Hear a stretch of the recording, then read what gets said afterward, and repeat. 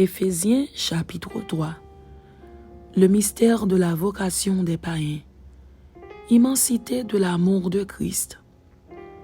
À cause de cela, moi, Paul, le prisonnier de Christ pour vous, païens, si du moins vous avez appris quelle est la dispensation de la grâce de Dieu qui m'a été donnée pour vous, c'est par révélation que j'ai eu connaissance du mystère sur lequel je viens d'écrire en peu de mots.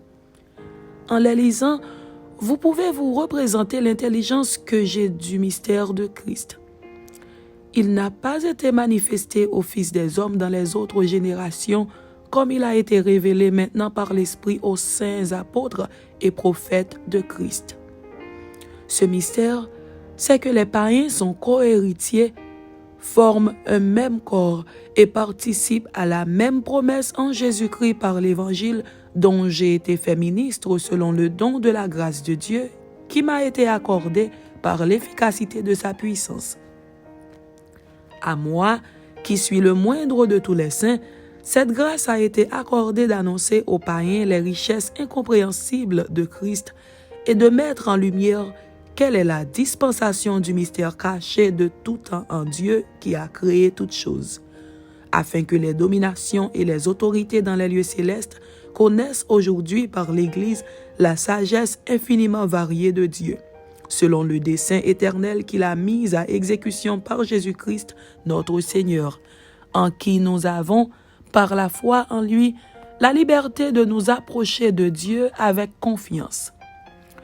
Aussi, je vous demande de ne pas perdre courage à cause de mes tribulations pour vous. Elles sont votre gloire.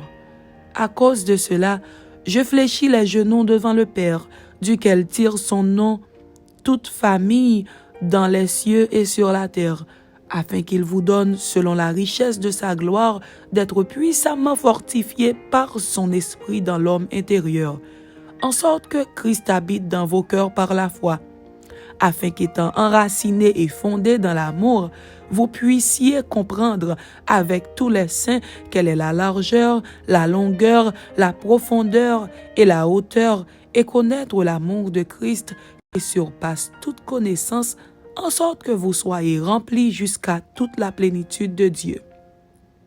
Or, à celui qui peut faire, par la puissance qui agit en nous, infiniment au-delà de tout ce que nous demandons ou pensons, à lui soit la gloire dans l'Église et en Jésus-Christ, dans toutes les générations, au siècle des siècles. Amen.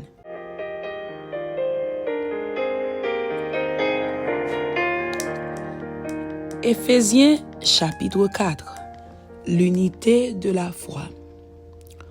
Je vous exhorte donc, moi, le prisonnier dans le Seigneur, à marcher d'une manière digne de la vocation qui vous a été adressée, en toute humilité et douceur, avec patience, vous supportant les uns les autres avec charité, vous efforçant de conserver l'unité de l'esprit par le lien de la paix. Il y a un seul corps et un seul esprit, comme aussi vous avez été appelés à une seule espérance par votre vocation. Il y a un seul Seigneur, une seule foi, un seul baptême, un seul Dieu et Père de tous, qui est au-dessus de tous, et parmi tous et en tous. Mais à chacun de nous la grâce a été donnée selon la mesure du don de Christ. C'est pourquoi il est dit, étant monté en haut, il a emmené des captifs et il a fait des dons aux hommes.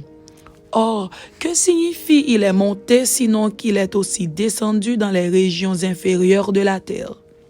Celui qui est descendu, c'est le même qui est monté au-dessus de tous les cieux, afin de remplir toutes choses. Et il a donné les uns comme apôtres, les autres comme prophètes, les autres comme évangélistes, les autres comme pasteurs et docteurs, pour le perfectionnement des saints en vue de l'œuvre du ministère et de l'édification du corps de Christ, jusqu'à ce que nous soyons tous parvenus à l'unité de la foi et de la connaissance du Fils de Dieu, à l'état d'homme fait, à la mesure de la stature parfaite de Christ, afin que nous ne soyons plus des enfants flottants et emportés à tout vent de doctrine par la tromperie des hommes, par leur ruse dans les moyens de séduction, mais que, professant la vérité dans la charité, nous croissions à tous égards en celui qui est le chef, Christ. C'est de lui et grâce à tous les liens de son assistance que tout le corps, bien coordonné et formant un solide assemblage, tire son accroissement selon la force qui convient à chacune de ses parties et s'édifie lui-même dans la charité. La sainteté chrétienne opposée aux mœurs corrompues des païens. Voici donc ce que je dis et ce que je déclare dans le Seigneur, c'est que vous ne devez plus marcher comme les païens qui marchent selon la vanité de leurs pensées. Ils ont l'intelligence obscurcie, ils sont étrangers à la vie de Dieu à cause de l'ignorance qui est en eux, à cause de l'endurcissement de leur cœur.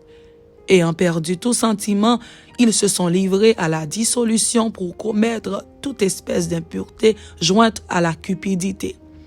Mais vous, ce n'est pas ainsi que vous avez appris Christ, si du moins vous l'avez entendu, et si, conformément à la vérité qui est en Jésus, c'est en lui que vous avez été instruits à vous dépouiller, eu égard à votre vie passée, du vieil homme qui se corrompt par les convoitises trompeuses, à être renouvelé dans l'esprit de votre intelligence et à revêtir l'homme nouveau, créé selon Dieu dans une justice et une sainteté que produit la vérité.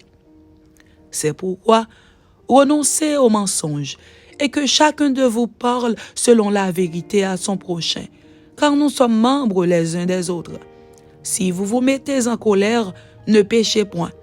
Que le soleil ne se couche pas sur votre colère et ne donnez pas accès au diable. Que celui qui dérobait ne dérobe plus, mais plutôt qu'il travaille en faisant de ses mains ce qui est bien pour avoir de quoi donner à celui qui est dans le besoin. Qu'il ne sorte de votre bouche aucune parole mauvaise, mais s'il y a lieu, quelques bonnes paroles qui servent à l'édification et communiquent une grâce à ceux qui l'entendent. N'attristez pas le Saint-Esprit de Dieu par lequel vous avez été scellés pour le jour de la rédemption. Que toute amertume, toute animosité, toute colère, toute clameur, toute calomnie et toute espèce de méchanceté disparaissent du milieu de vous. Soyez bons les uns envers les autres, compatissants, vous pardonnant réciproquement comme Dieu vous a pardonné en Christ. Amen. C'était Éphésiens chapitre 3 et Éphésiens chapitre 4. Que Dieu vous bénisse. Amen.